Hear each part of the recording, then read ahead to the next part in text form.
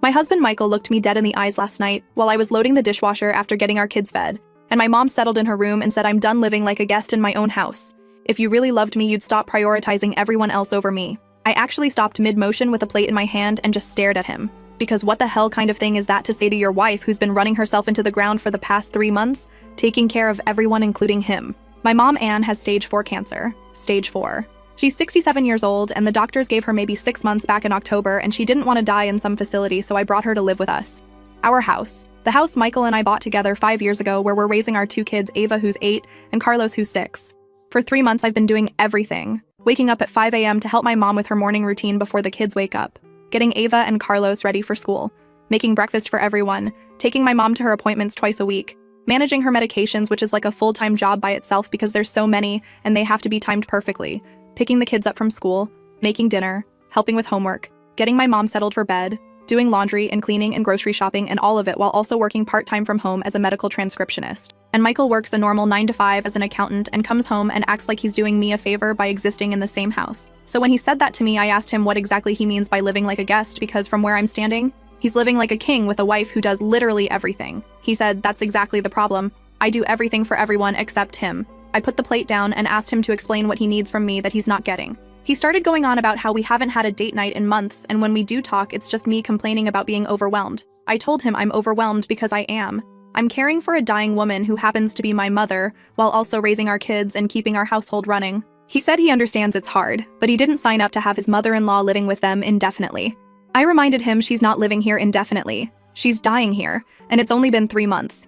He said 3 months feels like 3 years when your wife barely looks at you anymore. I actually laughed. Not a happy laugh. One of those laughs where you're so tired and so done that you don't even know what else to do. I asked him if he's seriously jealous of my dying mother and our young children who need their mom. He said he's not jealous. He's just lonely in his own marriage. Michael tried to grab my hands, and I pulled away because I was elbow deep in dishwater, and also because I was angry. He said we need to talk about this seriously, and I said fine, let's talk. He said maybe we should look into getting my mom into a nursing home or hospice care because this situation isn't sustainable for our marriage. I told him my mom has maybe 3 or 4 months left if we're lucky, and she specifically asked to die at home surrounded by family, not in some sterile facility. He said he's sorry about my mom, but our marriage has to come first. I asked him what marriage exactly, because from where I'm standing, I'm the only one in it who's actually doing anything. He got defensive and said he works full-time and pays most of the bills. I reminded him I work too and do everything else around here. He said his job is demanding, and when he comes home, he needs his wife, not a stressed-out caregiver who barely acknowledges him. That's when I really lost it. Told him I barely acknowledge him because I'm exhausted from keeping 3 people alive and 2 children functioning while he sits on the couch watching sports and complaining that I'm not giving him enough attention. He said that's not fair and I'm making him sound like a villain when he's just trying to save our marriage. I asked him how exactly abandoning my dying mother would save our marriage. He said it's not abandoning, it's setting boundaries. I told him the boundary is that my mom is staying here until she passes, and if he can't handle that, then he can leave. He looked at me like I'd slapped him. Said so, that's really where we are. I'm just supposed to either deal with it or get out. I said yes, that's exactly where we are because my mother is dying, and I will not spend whatever time she has left fighting with my husband about whether she deserves to be here. Michael walked out of the kitchen and I heard him go upstairs. 15 minutes later, he came back down with a pillow and some blankets and said he's sleeping in the guest room until I come to my senses. I told him fine, sleep wherever he wants, I've got more important things to worry about. That was Tuesday. It's now Sunday and he's still in the guest room, but it gets so much worse. Wednesday morning, I woke up to get my mom ready and Michael was already gone. He usually leaves for work around 7:30, but it was 6 a.m. and his car wasn't in the driveway. He didn't text me where he was going, didn't call, just disappeared. He came home that night around 9 p.m., which is late for him. I was in the living room with my mom watching TV after getting the kids to bed, and he walked right past us without saying hello. Went straight upstairs to the guest room and closed the door. Thursday, I tried to talk to him, asked if we could sit down and discuss this like adults. He said there's nothing to discuss until I'm ready to admit I'm wrong. I asked what exactly I'm wrong about, and he said prioritizing everyone over him. I told him that's not what's happening, I'm just trying to keep my family together during an impossible time. He said if I was really trying to keep the family together, I'd put our marriage first. I asked how, and he said by finding alternative care for my mom so we can get back to normal. I said this is normal now for however long my mom has left, and he needs to accept that. Michael laughed. Actually laughed at me. Said I'm delusional if I think this is sustainable. That I look exhausted all the time, and I'm short with the kids, and I'm letting our marriage fall apart. I told him I look exhausted because I am exhausted. And maybe if he helped more instead of sulking in the guest room, I'd have some energy left over. He said he does help, he just took Carlos to soccer practice last weekend. I stared at him. Stared.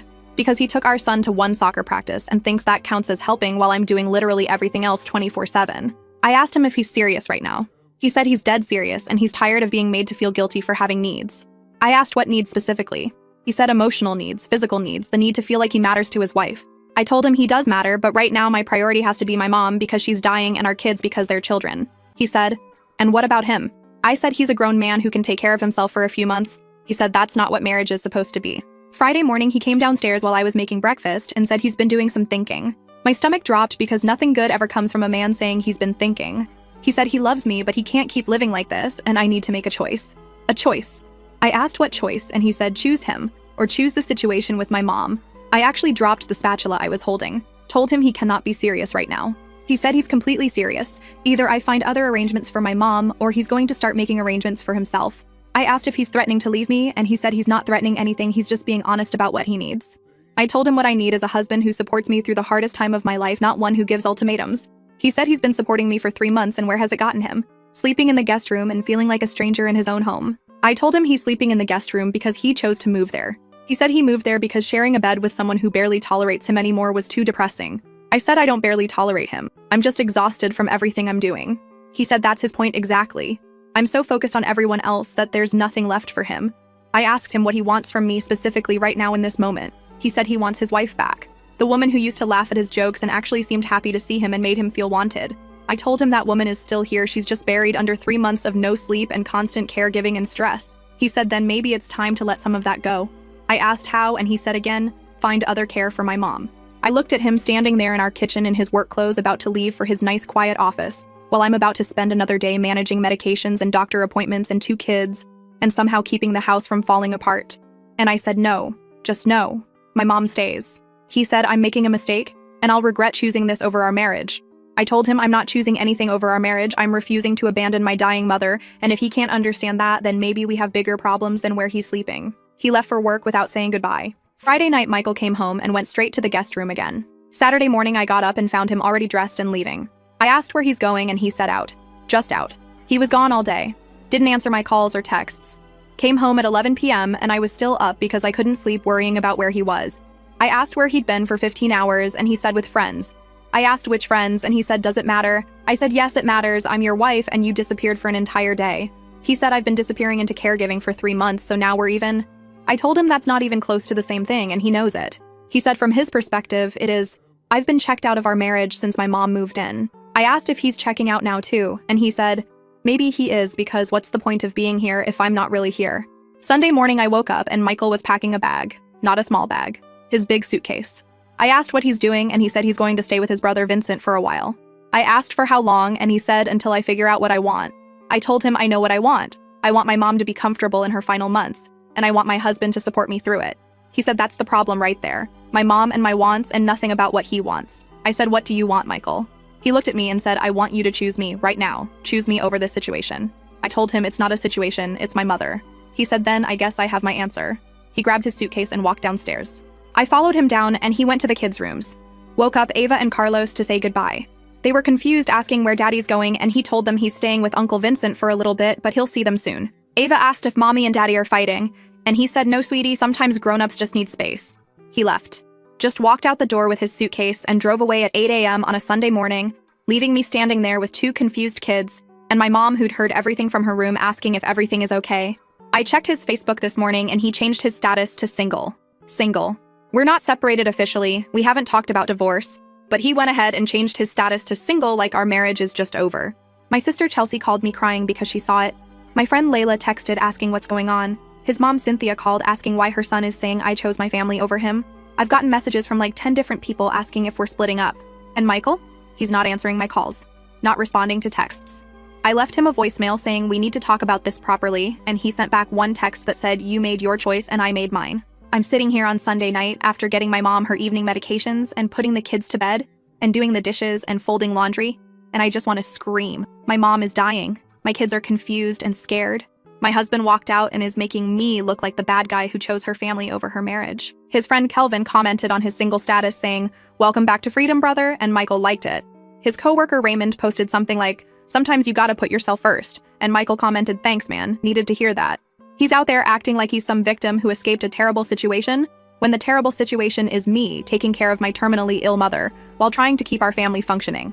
Chelsea came over tonight and sat with me while I ugly cried into my coffee. She said Michael is being incredibly selfish and cruel, that any decent husband would be supporting me right now, not bailing because he's not getting enough attention. My mom heard me crying and asked if this is her fault, and I had to lie and say no, everything's fine. But nothing is fine. My husband gave me an ultimatum between him and my dying mother, and when I didn't choose him, he left, packed a bag, changed his status to single, and is now out there telling everyone I'm obsessed with being a martyr who prioritizes everyone over her husband. I don't know what to do. I can't put my mom in a facility she has weeks or maybe a couple months left and she's terrified of dying alone. But I also can't just lose my marriage because I won't abandon her.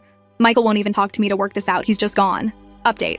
Monday morning, I was in the kitchen making Ava's lunch for school and trying to get Carlos to eat his breakfast instead of playing with his cereal when I heard a car pull into the driveway. Looked out the window and it was Michael's car. I wasn't ready to see him, hadn't slept more than 3 hours, and I definitely wasn't prepared for whatever he was about to say. He walked in using his key and the kids immediately ran to him yelling, "Daddy, Daddy." He hugged them and I just stood there with a sandwich half made watching this man who walked out on us 2 days ago act like nothing happened. He told the kids to go finish getting ready for school and they ran upstairs leaving us alone in the kitchen. I asked what he's doing here and he said he needed to talk to me before work. I told him he's had 2 days to talk and instead he changed his status to single and ignored all my calls. He said he needed space to think and now he's ready to discuss things rationally. Rationally. I asked him what's rational about abandoning your family. He said he didn't abandon anyone, he's staying 10 minutes away at Vincent's place. I told him he walked out with a suitcase and told the world we're done, so yeah, that's abandoning us. Michael sat down at the kitchen table like he lives here and said he's been doing a lot of thinking about our marriage and what went wrong. I stayed standing because I was not about to sit down and have some calm discussion, while my mom is in the next room probably hearing all this and my kids are upstairs getting ready for school. He said the problem is I've completely lost sight of what matters. That ever since my mom moved in, I've become a different person. Someone who's constantly stressed and never has time for him. Or even the kids, really. Because I'm so focused on caregiving. I asked him if he seriously just said I never have time for the kids, when I'm the one getting them ready for school every day and making their meals and helping with homework and literally everything else. He said that's not what he means quality time. That I'm physically present, but emotionally I'm somewhere else. I told him I'm emotionally exhausted from watching my mother die slowly while trying to keep everyone else functioning, and if he can't understand that, then I don't know what to tell him. Michael said that's exactly his point. Everything is about my mom now. I asked him what he expects. She's dying. Of course she's a priority right now. He said she's not just a priority, she's become my entire existence, and he's tired of coming in second or third or fourth. I asked him to explain how exactly he's coming in fourth. He started listing things. We haven't been on a date in 3 months. I don't ask about his day anymore. I barely look at him when he walks in the door. I'm always too tired to watch TV with him at night. The last time we really talked about anything other than my mom or the kids was back in November. I told him, I'm sorry. I'm sorry I don't have energy for dates when I'm barely sleeping. That maybe if he helped more instead of keeping score, I'd have something left to give him. He said he's not keeping score, he's just pointing out that our marriage has completely fallen apart. Then he said something that made me want to throw the sandwich I was holding at his face. He said he's been talking to his friends and his brother and even his mom, and they all agree that what I'm doing isn't healthy. That I'm sacrificing my marriage and my own well-being for a situation that's only going to end one way anyway. I stared at him, asked him if he really just said my mom's death is inevitable, so why bother making her comfortable? He backtracked saying that's not what he meant, but the reality is she's going to pass regardless of where she is, and at least in a facility she'd have professional care, and I could focus on my actual family. I told him she is my actual family. He said he means my immediate family, him and the kids. I said my mom is also my immediate family and she's dying, and I will not spend her final weeks or months fighting with my husband about whether she deserves to be in her daughter's home. Michael said he's not saying she doesn't deserve it, he's saying the cost is too high. I asked what cost, and he said our marriage. That if I continue down this path, we're not going to make it. I asked if that's a threat, and he said it's a reality check. Then Ava came downstairs with her backpack asking if Daddy's staying for breakfast. Michael looked at me, and I looked at him, and neither of us knew what to say. I told Ava Daddy has to get to work, but he stopped by to see her and Carlos before school. She asked when he's coming home, and he said soon, sweetie, very soon. After I dropped the kids at school, I came back and Michael was still there, sitting at the kitchen table like he was waiting for me. I asked why he's still here, and he said we're not done talking. I said I have to check on my mom, and he said your mom can wait 5 minutes. I went into my mom's room anyway. She was awake and asked if everything's okay with Michael. I lied and said we're just working through some stuff. She looked at me with these sad eyes and said she never wanted to be a burden on my marriage. I told her she's not a burden, she's my mother, and I love her, and everything's fine. Came back to the kitchen, and Michael was on his phone. I asked what else he wants to say. He put his phone down and said he wants to propose a compromise. I asked what kind of compromise, and he said he'll move back home if I agree to start looking into other care options for my mom. I told him there is no other care option that doesn't involve putting her in a facility, and she doesn't want that. He said maybe it's not about what she wants at this point. Maybe it's about what's realistic. I asked him if he hears himself right now. He said he's being practical and someone has to be because I'm too emotional to see clearly. Too emotional. I asked him if watching your mother die is a situation where you're supposed to be emotional. He said of course, but emotions can't be the only thing driving decisions that affect the whole family. I told him the decision is already made. My mom stays until she passes, and that's final. Michael stood up and said then so is his decision. He's staying at Vincent's until I'm ready to be reasonable. I asked him to define reasonable and he said putting my marriage first instead of a parent who's going to die anyway. I actually stepped toward him at that point. Told him to get out of my house if that's really how he feels. That I don't want him here if he's going to talk about my dying mother like she's an inconvenience. He said she is an inconvenience to our marriage whether I want to admit it or not. I told him to leave. He grabbed his keys and said he's leaving, but this conversation isn't over. That I need to really think about what I'm choosing here because once our marriage is destroyed, it won't come back. I said our marriage is already destroyed if this is who he is. He left and I sat on the kitchen floor and just cried. My mom called from her room asking if I'm okay, and I had to pull myself together and go take care of her morning medications like nothing happened. Tuesday, my sister Chelsea came over while the kids were at school. She brought groceries and helped me clean the kitchen, and finally I just broke down and told her everything Michael said. She was furious. Said Michael is being emotionally abusive and manipulative. That giving me an ultimatum between him and my dying mother is one of the cruelest things she's ever heard. Chelsea asked if I've talked to anyone else about this, and I said not really because I'm too embarrassed. She said embarrassed about what? I'm not the one behaving terribly. I told her everyone's gonna think I chose my mom over my husband, and she said anyone who thinks that is an idiot because there's no choosing involved. You're caring for a terminally ill parent while your husband throws a tantrum. She stayed for 3 hours helping me with laundry and meal prep and just being there. My mom was having a bad pain day and needed extra attention, and Chelsea helped with that too. When she left, she hugged me and said she's here whenever I need her and Michael can go to hell. Wednesday morning, Cynthia called me, Michael's mom. I almost didn't answer, but I figured I'd have to talk to her eventually. She started with, I know you and Michael are going through a difficult time, and I want to understand your perspective. I told her my perspective is I'm caring for my dying mother, and Michael can't handle not being the center of attention for a few months. Cynthia got quiet and then said she knows my situation is hard, but marriage is sacred and it requires sacrifice from both people.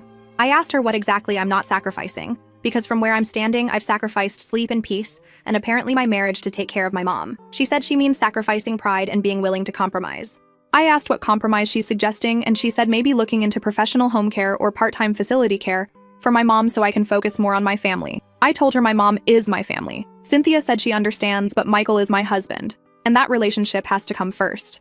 I asked her point blank if she's saying I should put my mom in a facility against her wishes so Michael feels more important. Cynthia said she's not saying that exactly, but sometimes we have to make hard choices for the good of our marriage. I told her the hard choice I'm making is watching my husband walk away because he can't be supportive during the hardest time of my life. She tried to say Michael is being supportive, he's just struggling and needs me to meet him halfway. I said halfway would be him helping more, not giving ultimatums. She said Michael works very hard and deserves to come home to a wife who makes him feel valued. I said I deserve a husband who supports me through my mother's death, but apparently that's too much to ask. Cynthia's voice got firm and she said I'm being very stubborn, and if I'm not careful I'm going to lose my husband over this. I told her if my husband leaves because I won't abandon my dying mother, then I don't want him anyway. She said I'll regret saying that, and I said maybe, but I won't regret being there for my mom when she needed me most. We hung up and I was shaking. Michael's own mother is taking his side like I'm the villain here. Thursday afternoon, I had to take my mom to an oncology appointment. Her doctor said her condition is progressing faster than expected, and we're probably looking at weeks now, not months. Weeks. I sat there in that office with my mom squeezing my hand while the doctor talked about pain management and end-of-life planning, and all I could think was Michael wants me to put her in a facility for weeks. Got home, and my friend Layla was there waiting because Chelsea had texted her that I needed support. She brought dinner for me and the kids and insisted on staying to help with the evening routine. While my mom was resting and the kids were doing homework, Layla asked me what I'm going to do about Michael. I told her I don't know. That part of me wants to fight for my marriage, but another part is so angry at him for making this about him. Layla said any marriage worth fighting for wouldn't require me to abandon my dying mother. That Michael is showing me who he really is, and I should believe him. Friday evening, Michael texted me asking if we can meet somewhere to talk. I said the kids have school and I can't leave my mom alone for long so he can come to the house. He said he doesn't want to talk at the house, too many bad memories already. I said then, I guess we're not talking. He called immediately. Said I'm being difficult on purpose and he's trying to work this out. I asked him what working it out looks like to him, and he said me agreeing to get my mom alternative care. I told him that's not happening and we're just going in circles. He said then what's the point of trying? I asked him if he even wants to try or if he just wants me to give in. He said he wants me to be realistic about what's sustainable. I said caring for my mother for a few more weeks is absolutely sustainable. He got quiet and asked what I mean by weeks, and I told him about the doctor's update. Michael said, "Oh, so it's almost over anyway." Anyway. Like my mom's impending death is good news because then he can have his wife back. I asked him if that's really what he just said, and he tried to backtrack saying he just means maybe there's light at the end of the tunnel for us. I told him there's no us right now. That he walked out and changed his status to single and has been staying with his brother acting like a victim while I'm here watching my mother die. He said he's not acting like a victim, he is a victim of circumstance. I said the circumstance is you chose to leave instead of helping. Michael said he'll help once things get back to normal. I asked when exactly things will be back to normal, and he said once my mom passes and we can focus on rebuilding. I told him that's disgusting, he's literally waiting for my mother to die so he can have his comfortable life back. He said that's not what he means, and I'm twisting his words. I said his words are pretty clear. He wants me to either dump my dying mother in a facility or wait for her to die so he doesn't have to deal with any of it. He said I'm being unfair, and he's trying here. I asked him what he's trying exactly, because all I see is him complaining and avoiding and making demands. He said he's trying to save our marriage. I told him you don't save a marriage by abandoning your partner when they need you most. He said I abandoned him first by becoming someone he doesn't recognize. He said he'll come home when I'm ready to prioritize our marriage. I told him I am prioritizing our marriage by being honest that I cannot and will not abandon my mother. He said then I'm choosing and I need to live with that choice. I said the only person making choices here is him. Saturday morning, Ava asked me again when Daddy's coming home. I told her I don't know, sweetie, and she started crying. Said her friend Maisie's parents got divorced and now Maisie only sees her dad on weekends and she doesn't want that to happen to us. Carlos heard and started crying too. I sat on the floor with both my kids crying and tried to explain that sometimes grown-ups need space, but it doesn't mean they don't love each other or their kids. Ava asked if it's because of Grandma, and I said, no, baby, it has nothing to do with Grandma. But she's 8 and she's not stupid. She knows Grandma being sick has changed everything. My mom heard the kids crying and called from her room. I got the kids calmed down and settled with a movie and went to check on her. She was crying too. Said she's ruining my life and my marriage and maybe she should just go to hospice. I sat on her bed and held her hand and told her absolutely not. She's staying right here where she belongs. She said she doesn't want to be the reason I lose my husband. I told her Michael is the reason I'm losing my husband by being selfish and unsupportive. She said, but if she wasn't here, none of this would be happening. I said if Michael was a decent husband, he'd be helping me care for her, not running away. Sunday morning, I was doing laundry and my phone rang. Vincent, Michael's brother. I answered and he said he needs to talk to me about Michael. I said okay, and he said Michael's been staying with him for over a week now and he's a mess. That he's not sleeping well and he's clearly depressed and keeps talking about how his marriage is falling apart. I asked Vincent why he's calling me about this and he said, because someone needs to fix this situation before it's too late. I told him I'm not the one who needs to fix anything. Michael walked out. Vincent said Michael walked out because he felt pushed out. That from his perspective, I basically chose my mom over him. I laughed. Asked Vincent if he'd put his dying mother in a home so his wife wouldn't feel neglected. He said that's not the point, and I said that's exactly the point. Vincent said relationships require compromise and sometimes you have to make hard choices. I told him I've made my choice and it's to be there for my mother in her final weeks. He said, and what about after, what happens to my marriage then? I said, I don't know, maybe Michael will come back and we'll try to rebuild, or maybe he won't and I'll know I married someone who couldn't be there when I needed him most. Vincent said I'm being very black and white about this. I said it feels pretty black and white when your husband gives you an ultimatum between him and your dying mother. He said Michael didn't mean it like an ultimatum, he just wanted me to understand how serious things are. I told him then Michael should have used his words instead of packing a suitcase and changing his Facebook status. The call ended badly with Vincent saying I'm being unreasonable and me telling him to stay out of my marriage. Now Vincent is probably telling Michael I'm being difficult, which is just perfect.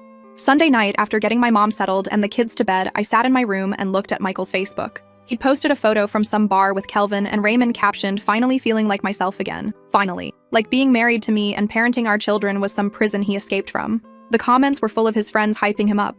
Someone said living your best life. Someone else said you deserve happiness, man. Kelvin commented again saying single life is treating you well, and Michael replied with a laughing emoji.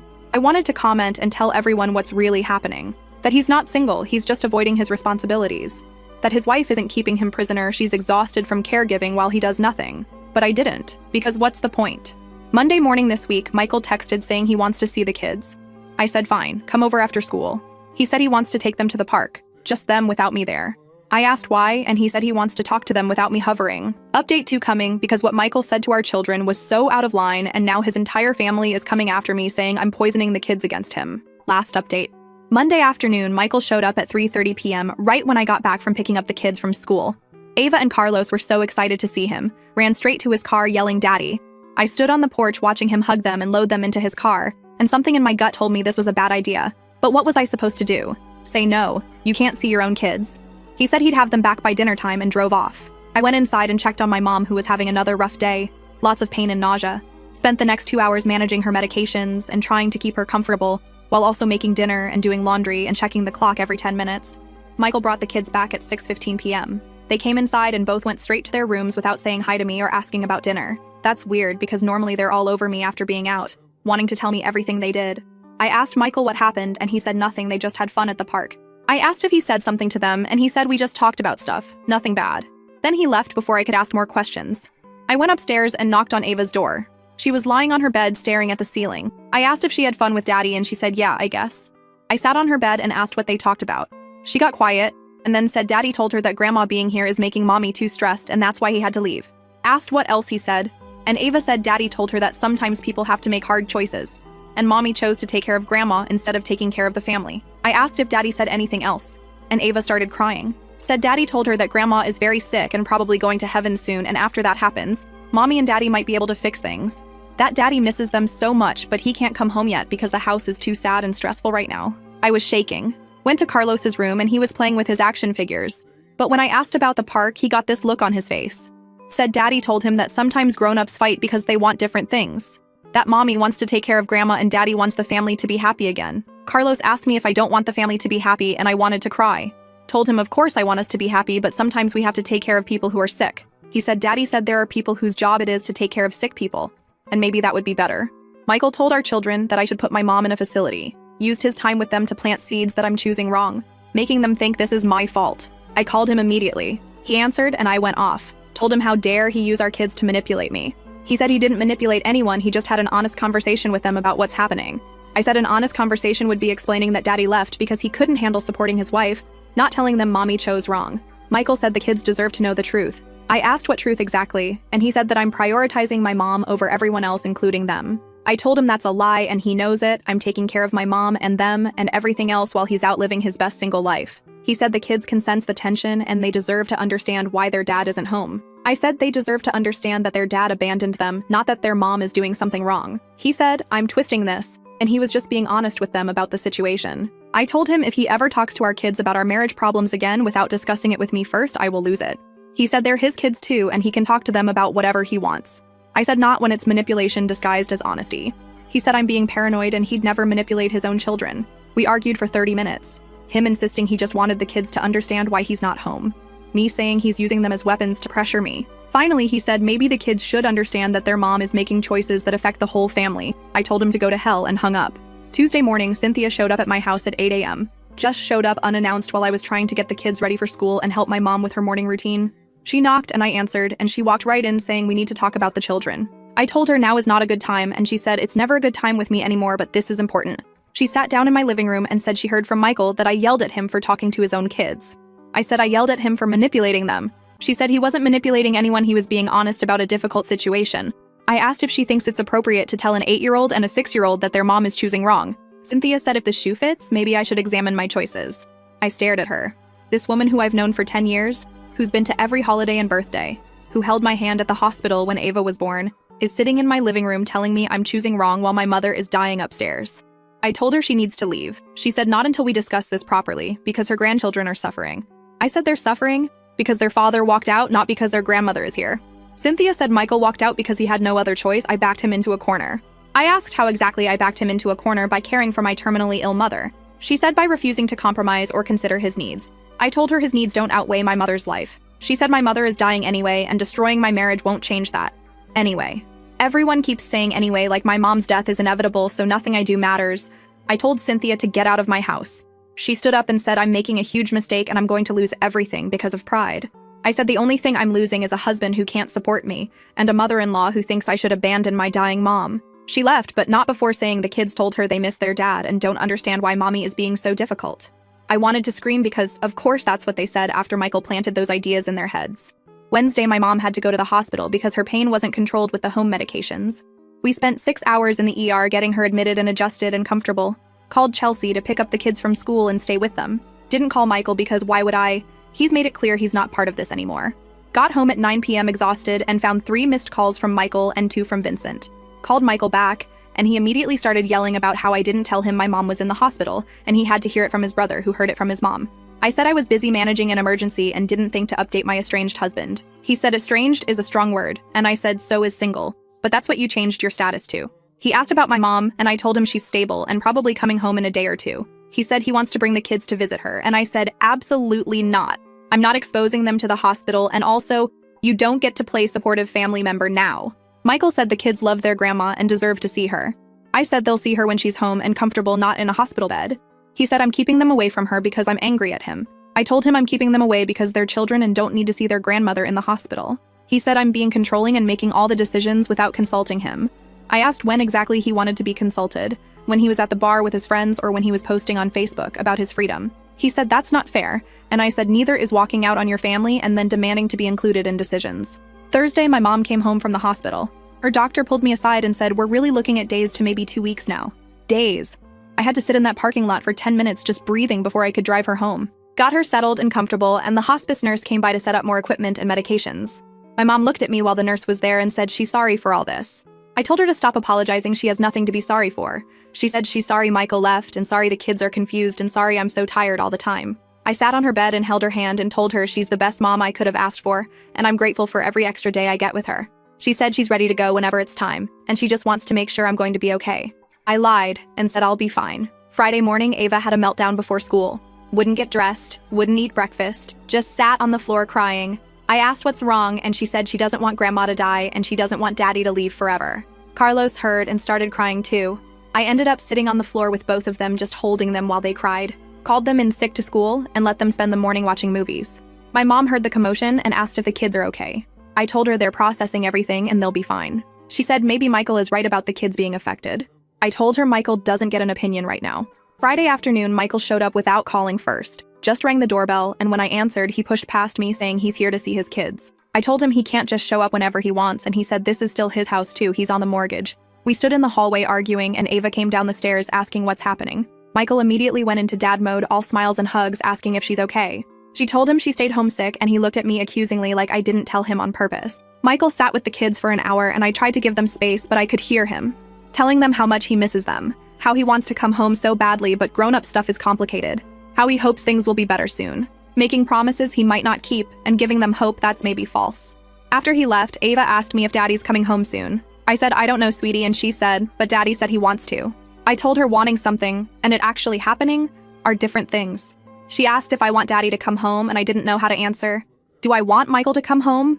The man who walked out on me when I needed him most? The man who gave me an ultimatum between him and my dying mother? The man who's been out living his best life while I'm here drowning? I told Ava I want daddy to be happy and I want us all to be okay, and that's the truth right now. Saturday morning, my phone started blowing up. Texts from numbers I don't even have saved. Looked at Facebook and Michael had posted a long status about how hard it is to be separated from your kids when you're just trying to do what's best for everyone. About how sometimes marriage requires tough love and space, and hopefully his wife will understand eventually. The comments were full of people supporting him. His friends saying, hang in there, brother. His co-workers saying, you're doing great. Even some mutual friends commenting about how hard separation is.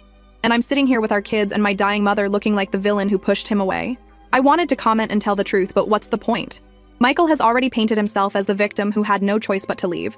Anything I say will make me look bitter and defensive. My mom passed away early Sunday morning, peacefully in her sleep with me holding her hand. I called Chelsea and she came right over. Called Michael and left a voicemail saying my mom is gone and I need him to take the kids for a few days while I handle arrangements. He showed up 2 hours later, and the first thing he said was, I'm so sorry. And I told him he doesn't get to be sorry he wasn't here. He tried to hug me, and I stepped back. He said we can put all our issues aside for now, and I said there's nothing to put aside, you made your choice weeks ago. Michael took the kids, and I spent Sunday planning my mother's funeral alone. Monday morning, Cynthia called saying she wants to help with arrangements, and I told her thank you, but no. She said Michael told her I'm pushing everyone away and she's worried about me. I said I'm not pushing anyone away, I'm just handling things myself like I've been doing for months. The funeral is Wednesday. Michael texted saying he and the kids will be there obviously, and he hopes we can be civil. I said I'll be civil for the kids and that's it. He said after the funeral we need to have a serious talk about our future. I said our future was decided when he walked out. He called and said that's not fair, we haven't even tried counseling or really working on things. I asked when exactly we were supposed to try counseling, when I was caring for my dying mother or planning her funeral. He said now that my mom has passed, maybe we can focus on US. I told him I don't want to focus on us right now, I just want to bury my mother in peace. Michael said he understands I'm grieving, but we can't keep avoiding this forever. I said I'm not avoiding anything, I just have bigger priorities right now. He said, and that's always the problem, isn't it? I always have bigger priorities than him. I hung up. I'm sitting here Tuesday night, the day before I bury my mother, and my husband is texting me about needing to discuss our marriage. My kids are at his brother's place, confused about everything.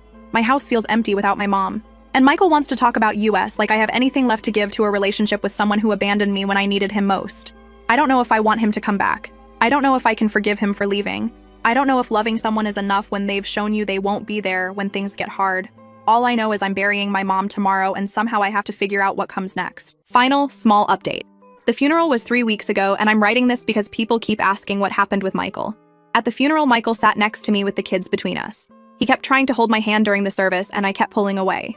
Afterwards, he cornered me at the reception at Chelsea's house and said now that everything's settled, we need to talk about moving forward together. I looked at this man who spent the last month of my mother's life complaining about being lonely while I watched her die, who gave me an ultimatum and walked out, who changed his status to single and went out partying while I planned a funeral. And I told him there is no moving forward together. He said we can't make permanent decisions while I'm grieving. And I said I'm not making decisions while grieving. I'm making decisions based on who he showed me he is. He tried to say he was just struggling and didn't handle things well, but he loves me and wants to fix this. I asked him where that love was when I needed him most. Michael said he's sorry and he was selfish and he wants to come home and support me now.